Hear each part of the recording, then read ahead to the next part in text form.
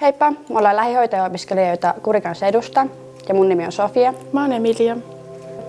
Ja tänään me pidetään teille niskahartiajumppa. Ensimmäinen liike on leuka rintaan ja sitten taakse. Tehdään 17. 1, 2, 3, 4, 5, 6 ja 7. Sitten on pää sivulta sivulle. Aloitetaan vasemmalta puolelta ja tehdään näitäkin 7.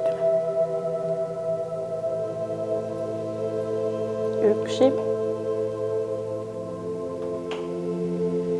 2, 3,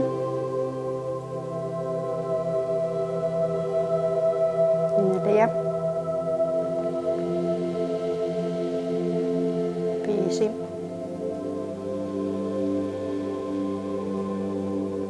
6 ja 7. Seuraava liike on keskivartalon kiertäminen ja tehdään näitäkin 17.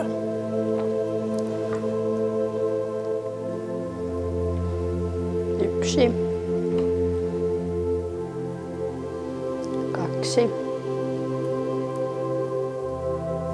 3, 4, 5, 6 ja 7.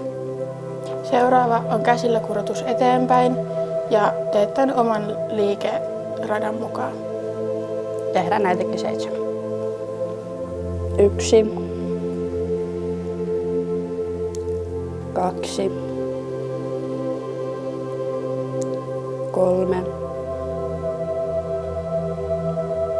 4, 5,